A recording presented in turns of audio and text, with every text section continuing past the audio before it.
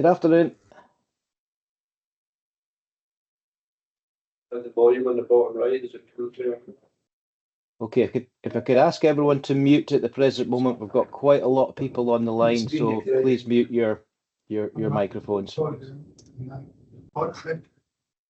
It says headphones. Yeah, exactly.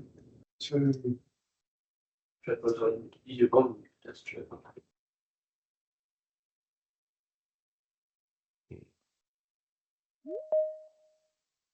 Still more people coming in, so let's give it another minute or so.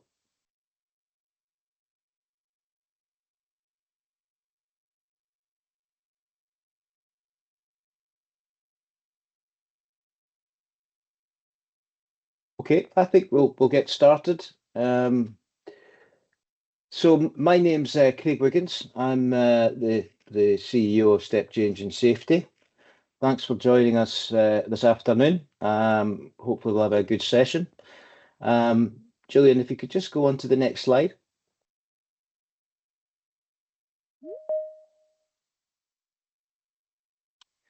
Yeah, so we're now changing quarters, so we're going to talk a little bit about the Q2 prevention of personal injuries, and we'll move on to the agenda as well now. So please move it on, please, Gillian.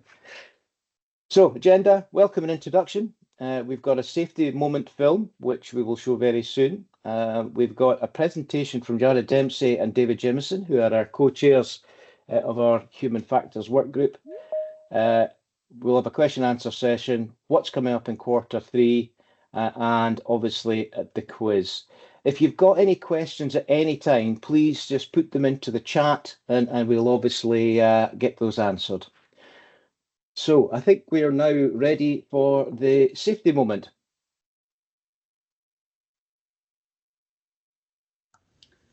Okay, hopefully you can hear this when I play it.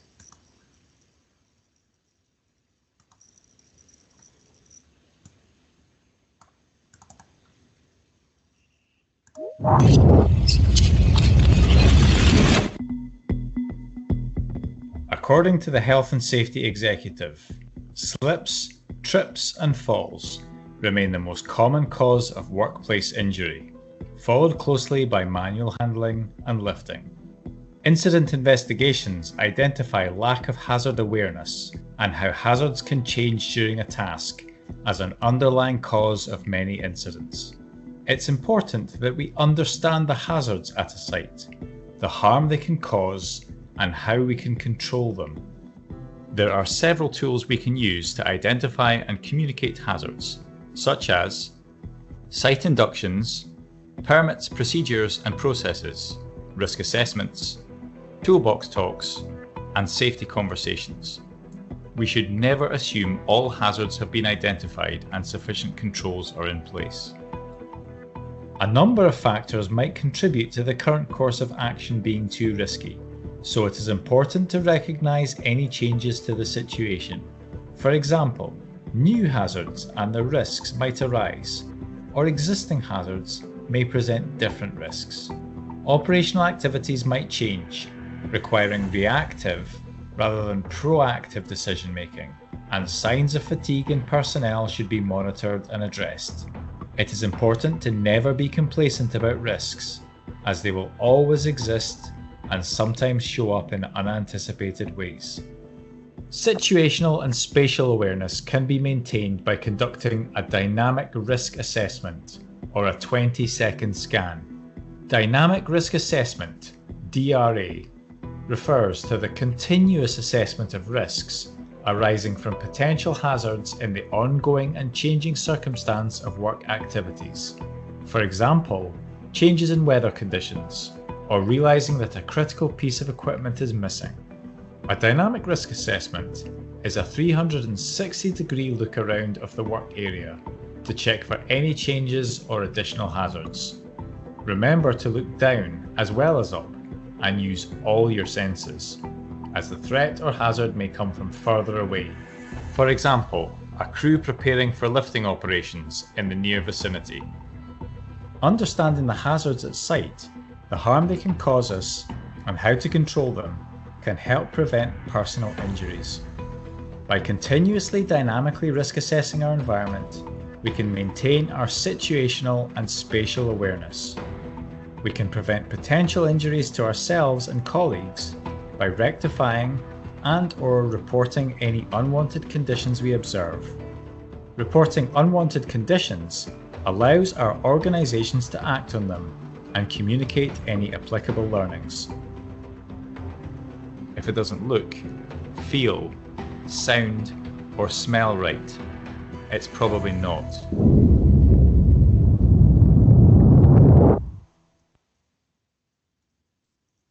Sorry, Gillian, we don't seem to be sharing the actual screen for the film. Oh, you couldn't see that film? We did, I think it was just the last couple of seconds.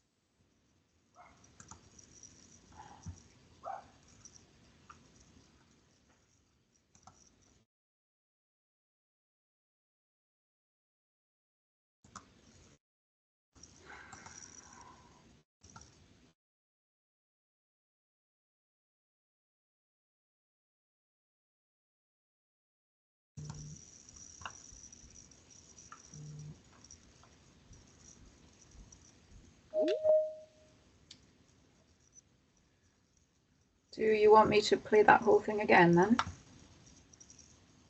No, it was just where the question bits weren't appearing on the screen, just Gillian, that's all. Yeah, it was the questions. I don't know where those questions have gone. Sorry, everyone. Okay. I'll tell you what we'll do. See if it goes from there. You got them Okay. back? That's it now, Gillian, yeah. Right. Oh, okay, so thanks for that. Basically, this is now software that we have called Loomer, and it actually verifies learning from the video. So, question, please drop your answer in the chat. What change might increase the risk when undertaking a work task?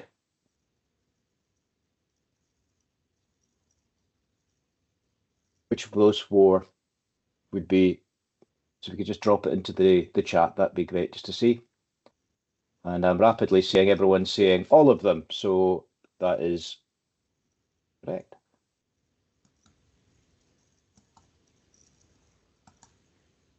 Great, okay. Which tools can help manage and control hazards? Site inductions, toolbox talks, permits, procedures, processes, risk assessments, safety conversations. Again, all. Lots of people saying all.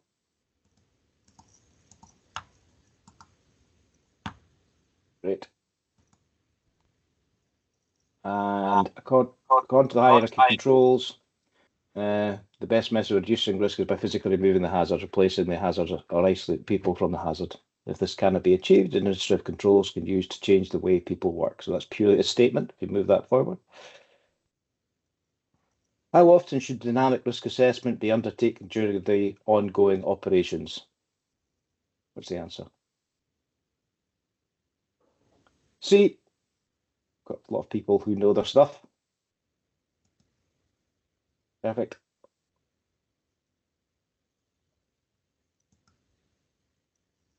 And what is the primary purpose of dynamic risk assessment?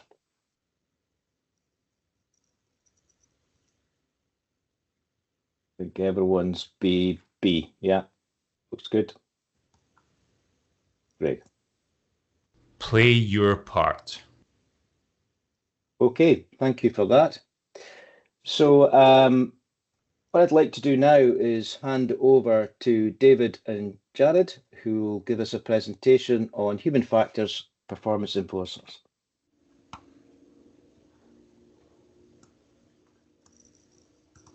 Jared, do you want, David, Jared, are you sharing your screen?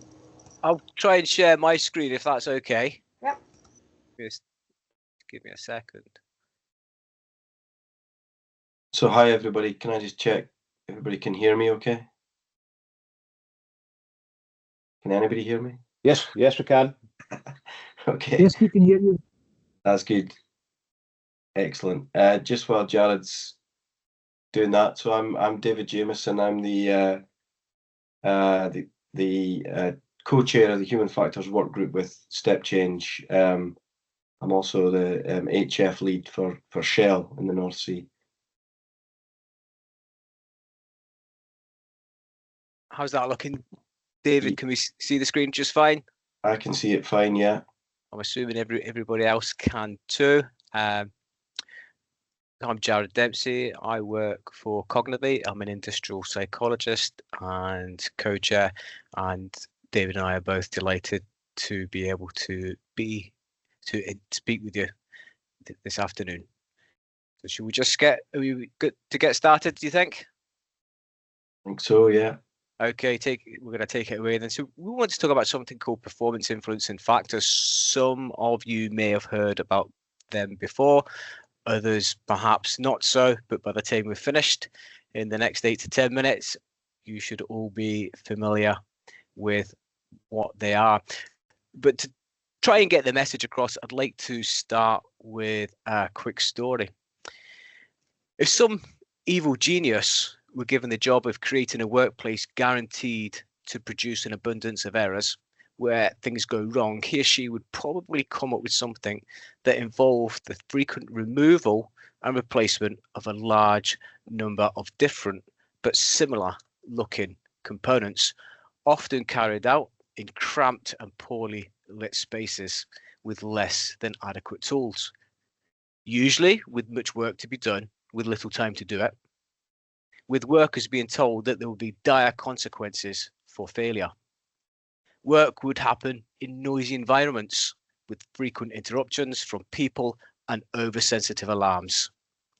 And communication would be limited to one-way communication with no way of checking if messages were heard or misheard. Thus, it could be arranged that the people who wrote the manuals and procedures rarely, if ever, carried out the activity under real-life conditions. And the writers would show a preference for jargon, acronyms, technical language, and would always seem to write at least 3 times the amount of words needed. It could also be agreed that those who started the job might not necessarily be the ones required to finish it. And some workers might have no recent experience of doing the task. A further twist might be that a number of different work groups will work on the same item of equipment, either simultaneously or sequentially, performing many varied job steps for tasks that are tricky or complicated, all without clearly designating roles and responsibilities. The culture could be manipulated so that if workers did raise concerns or express ideas for improvement, those workers could expect to be ignored or ridiculed by co-workers and would fear finding themselves overlooked when they tried to progress in their careers. And one final diabolical design would be to make work regularly, mentally and physically strenuous, with work to be carried out over long hours, often during the night, and without allowing workers a day off to recover. But luckily, the evil genius isn't in charge of our daily work, and most of our time is completed without incident or accident. But the truth is, we probably all recognize the traces and the fingertips of the evil genius's work at times in our workplaces. And the things that we're speaking about today are performance influencing factors. In other words, those things that can negatively or positively influence the way that work goes. David, are you ready for the next slide? I am. Go for it. Yeah, so what Jared's just spoken about there, I'm sure we can all recognise some of the factors or some of the conditions in our own work that can cause us problems, make things difficult, and sometimes lead to things not going as planned. And these factors are what we're calling performance influencing factors, or human factors, if you like. And there's a number of them. Jared's just covered quite a number there that were popping up as he told the story. We've chosen a selection that you can see here, that we're focusing on in the human factors work group. These are things that cause problems, whatever the work, really. So today it's about personal safety. We know that these things cause problems in all sorts of work that can lead to personal safety risks. So we want to focus our minds on these. We're going to talk about these in a bit more detail, and about a bit about what we can do about them.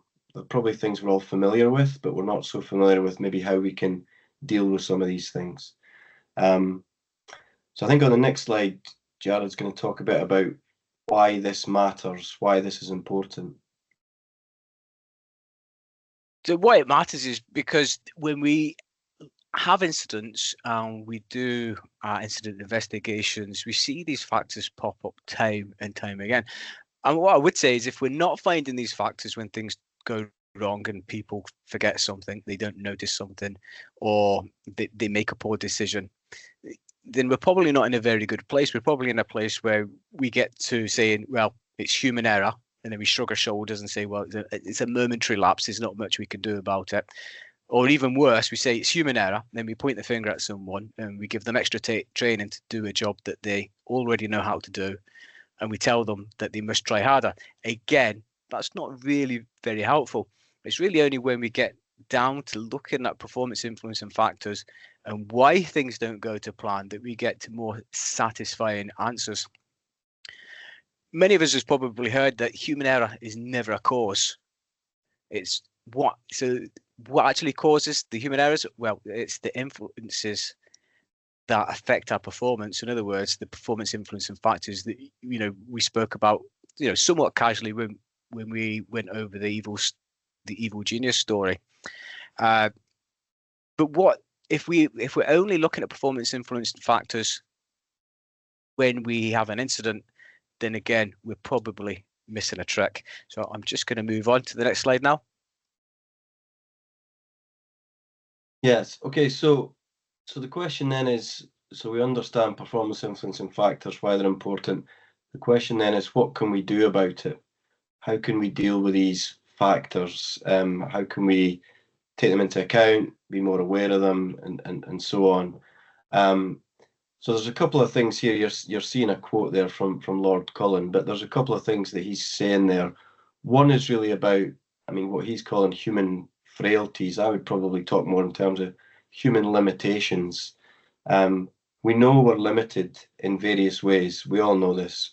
We've got limited memory. We've got limited attention. It's just how we are. And because of this, mistakes happen. Again, we all know this. Mistakes happen. If we're honest, we can all tell stories about mistakes. So we need to accept that. But we also need to get better about predicting or spotting where a mistake might happen, but also what could lead to the mistake. Mistakes don't just pop up from nowhere. As Jared just explained, there are always underlying factors. And this is what we're calling performance influencing factors. And these things lead to mistakes. So to prevent mistakes, we need to have a far deeper understanding of these performance shaping factors and how they affect how we do our work. So becoming more error wise is the phrase here. It's really just about being more aware of errors and what could lead to errors. Thanks, David. So where are we at the moment? Well, we're actually, as an industry, we're not too bad using human factors at the start of projects when we get new equipment.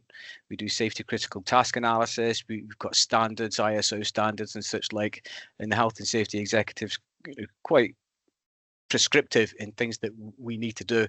But a lot of times those implementations are actually kind of like one-off exercises, as I say, they start when something's initiated. But day to day, we're really not very good at understanding what human factors is and talking about it and getting the best value out of it so we can actually make a difference until, again, as I said, previously said, something goes wrong, there's an incident, and then we look at human factors. So as the human factors work group, we're really keen to make sure that we build human factors more into everyday work.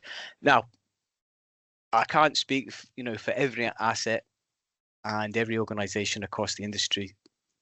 In some places we do better talking about human factors and integrating it, and others not so good.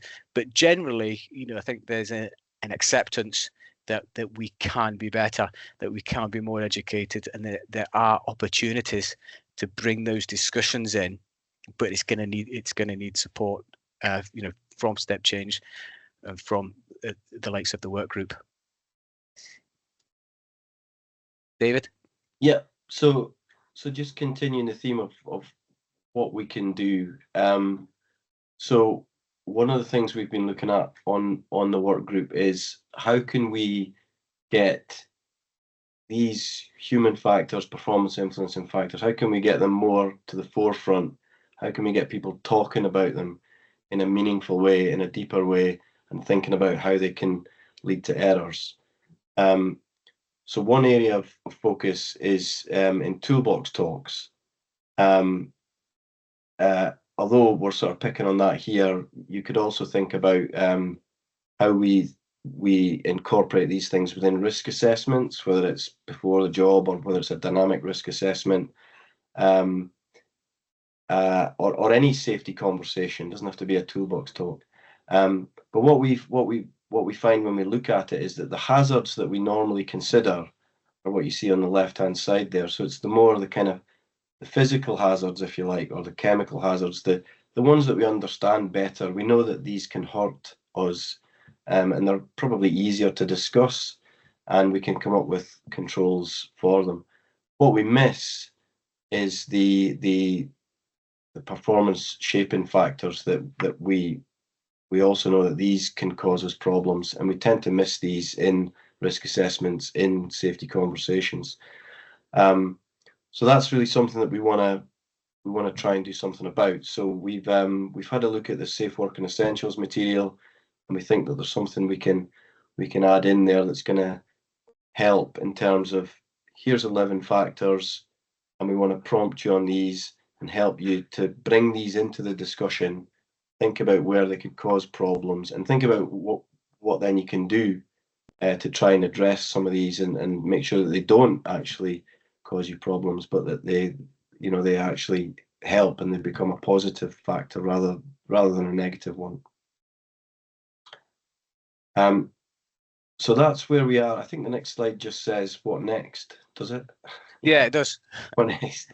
So in terms of what next, we're kind of in the process of working through this whatever you want to call it, a short guide, or there's probably going to be different materials that come from this, prompt cards, something along the lines of what you see at the moment in terms of hazards, but instead of hazards, it'll be the human factors or the performance shaping factors that you need to think about when you're doing a risk assessment or having a safety conversation. We shared this at a safety reps event not so long ago, and we got some feedback, and we're using that feedback to shape it and help us develop the material. We were keen just to share this today to a wider audience and say that we're always keen for feedback. So anybody who has an interest in this, whether that be a general interest, or if you actually wanted to get involved and help us with the development of this material, then that's something we'd be very pleased about. So you can get in touch with us through Step Change if you're interested, and we'd be more than happy to share more, and maybe you can help us with some feedback on what we develop, so that because the aim here is that it works at the front line, right?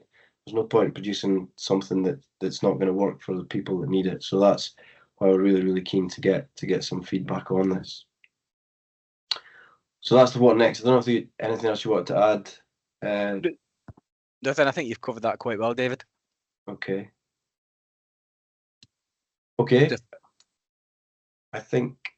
Okay. Questions. If there are questions, happy to. Yeah. Appreciate quite a big audience. There's one just dropped in. Could task repetitiveness over familiarity also be considered? Certainly applicable in the offshore industry. Sorry if I already included, but didn't see it there. Yeah, it definitely could. And I mean, I should point out we've chosen 11. I mean, those could be slightly different. There's other ones that could be included.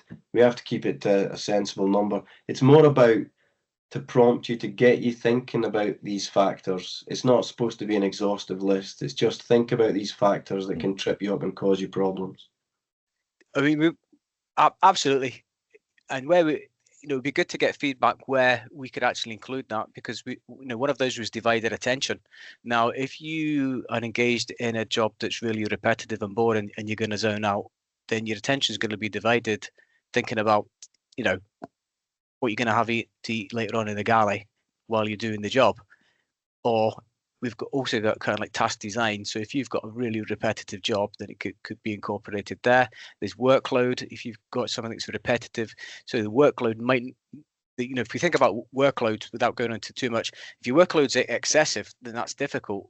But if it's really boring, there's low workload, that's when you're going to zone out again. It's likely to be repetitive and you're going to go on autopilot and make those mistakes.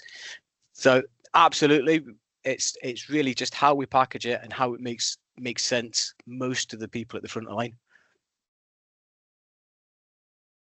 Okay. Obviously, I have a question, not just for everyone actually on the call. I mean, obviously, we're looking at incorporating these factors into the safe working essentials and step change. I mean, I'd be very interested to hear if someone's already doing this as part of their toolbox talk, for example. Is anyone actually using, human factor piece tools to actually help deliver better toolbox talks? It'd be good to hear from anyone if anyone would like to share anything.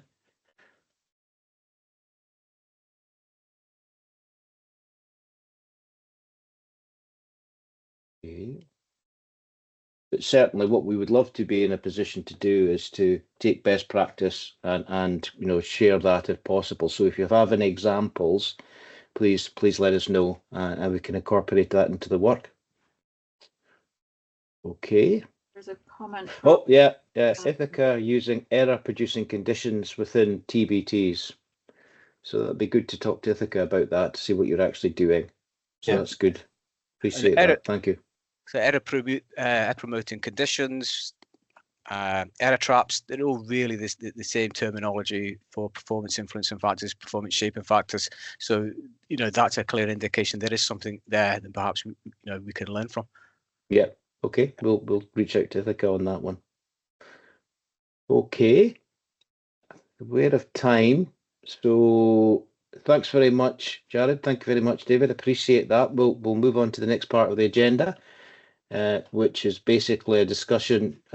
Gillian, I don't think we're sharing the slides. Here we are now. Great, thank you. Just moving on to what's coming ahead with regard to Q3, which is our standard safety lifting, working at height and preventing dropped objects. And with that, I'll hand over to Aimie Clark. Perfect. Thank you, Craig. Gillian, can I have the next slide, please? Perfect. Thank you. Hi, folks. Okie doke. So tomorrow sees the kickoff of our Q3 theme, which is safe lifting, working at height, and the prevention of dropped objects. So as with each of our quarterly themes, this quarter's resources you'll be able to find via our annual themes tab, which you'll find at the top of the Step Change in Safety webpage. So just an overview of some of the resources to expect for this quarter. So we've got the lifting and mechanical handling guidance. We've got the interactive toolbox talk and lifting plan. We've also got the dropped objects resource pack. So that includes 2 animations, so short animated films, along with some speaker notes and some other useful documentation like safety moments and alerts. And likewise, we've also got the lifting operations pack as well. And that also includes a short animated film with speaker notes. And what else have we got for you? We have got a collection of safety moments and alerts, so they can be extremely useful content for your safety meetings, team meetings, or toolbox talks. And if we look over to the right as well, we can see we're going to have a Kahoot quiz available for you on the topic of lifting, working at height, and prevention of drops. And of course, just a reminder for the Sunday safety session for Q3. With that, we also have several interactive films with questions, so very much like the one you've seen as the safety moment at the start, and they're through our Luma platform. So a few of those for you are the dropped object introduction film. We've also got the static and dynamic dropped object case studies, and we've got the toppled crane doorbell footage. So again, as these are interactive, they can only be accessed via online or the Step Change and Safety website.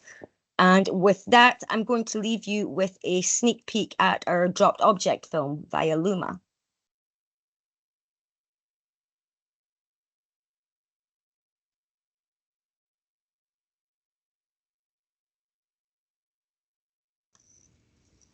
Can you see that one? Yes, we can.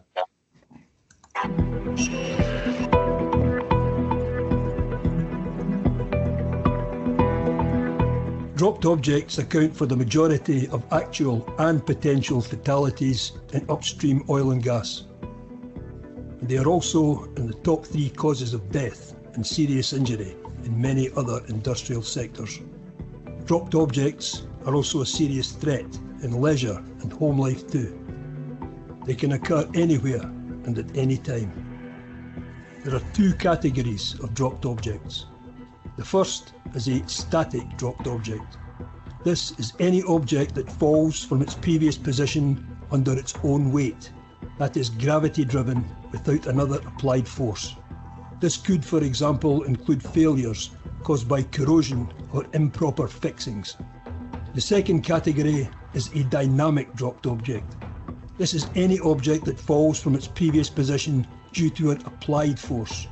For example, a collision involving travelling equipment, snagging on machinery, helicopter downdraft, or severe weather. The dropped objects calculator is used to plot the mass of a dropped object against the distance it falls to determine the potential severity of the consequences.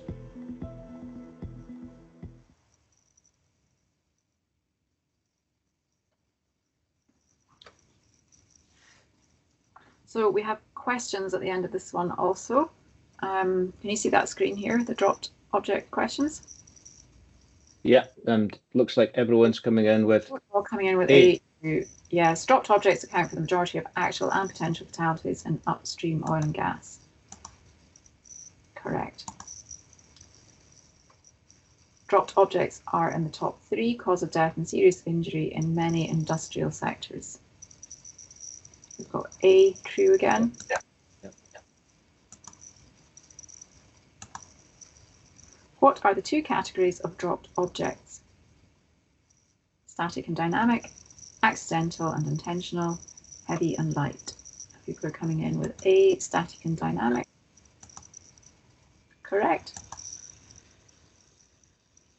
What is an example of a static dropped object?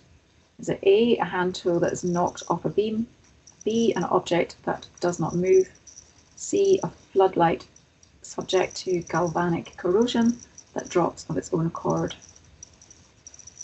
C, that's correct.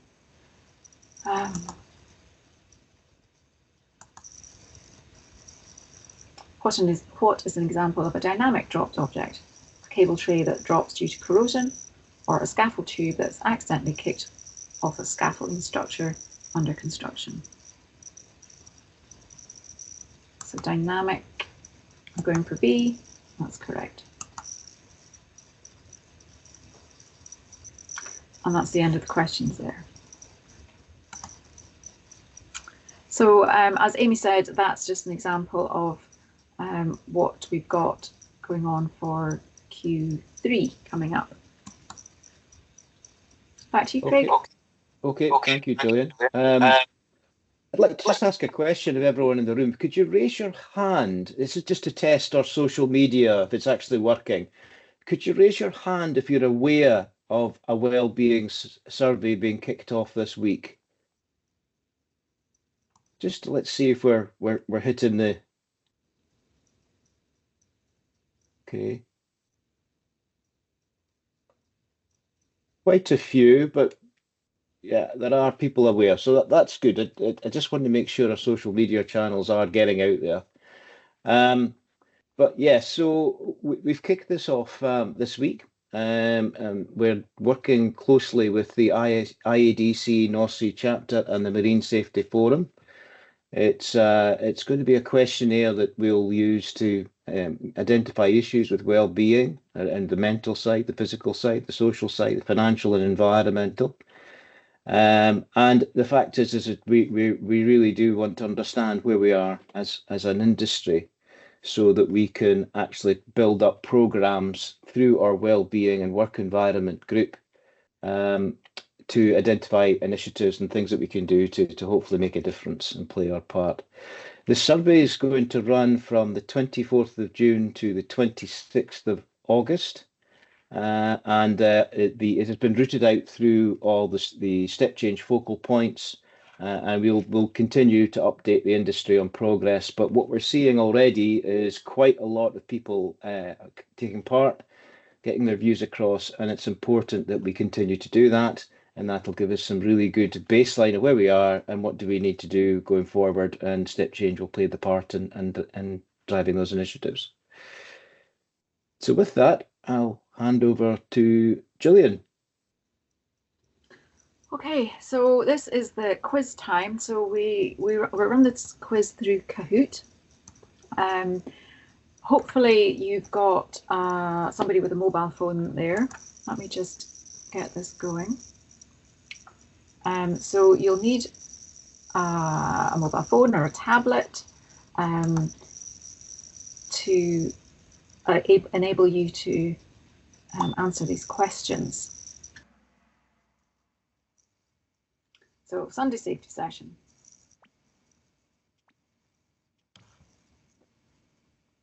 Five questions, starting now. So this, you have to move the answers up and down on the screen. Put these personal injuries in order from most common at the top to least common at the bottom. This is according to the HSC in 2022. Falls from height is in red, slips, trips and falls blue, yellow being struck by a moving object, green handling, lifting or carrying. So you get points for getting it right, and you get points for getting it right quickly. 10 seconds, 8 seconds.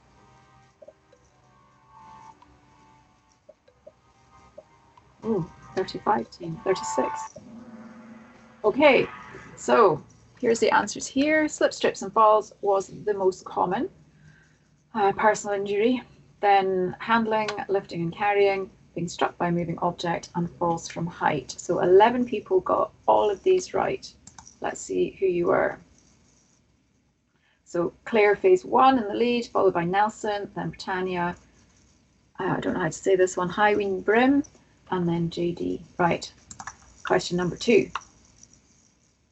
Name the hazards by dragging the list into the correct order. So we've got some hazard symbols here, 1, 2, 3, and 4. Red is pressure, blue is electrical, yellow mechanical, green chemical. Drag them in order. The correct answer is chemical, electrical, mechanical, and pressure. 33 of you got that right. Well done. Let's see how that looks on the leaderboard. Clair Phase 1 still in the lead. Dragging again. Name the life-saving rules by dragging the list into the correct order. Red, working at height. Blue, line of fire. Yellow, confined space. Green, bypassing safety controls.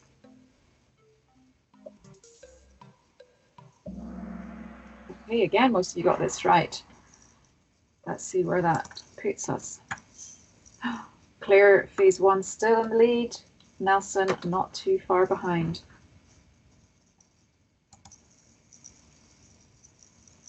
Question 4. Match these glove types with their usage by putting them in order. We've got cut resistant, electrical, impact, or chemical.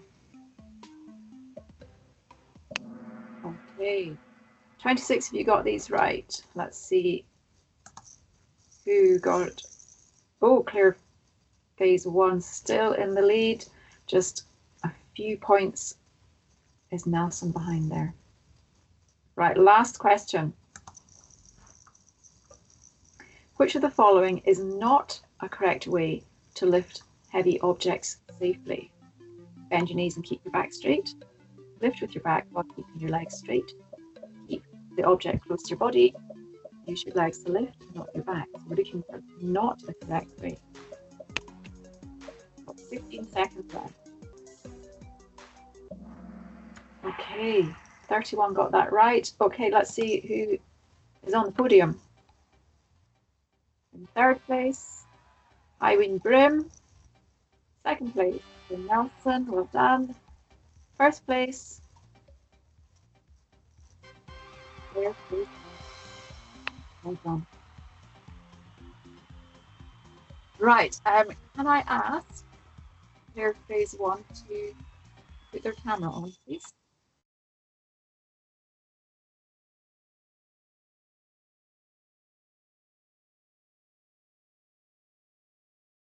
Oh, are you on your own? Oh no, there's two of you. Congratulations. Well done. Okay. Okay, thank you, Gillian, and well done to the Clair Phase 1. We intend to run the session again on the 15th of September, so you can sign up to this web page on Eventbrite. So please sign up for the 15th. And what we'd like to do now is just obviously, if you move on the slide, Gillian, there's a QR code there to give us some feedback for the session. Please give it to us, good stuff and bad stuff, and we can learn and get better from it. But with that, thank you very much. Thank you for participating on the Sunday afternoon. Have a safe day, and thank you very much.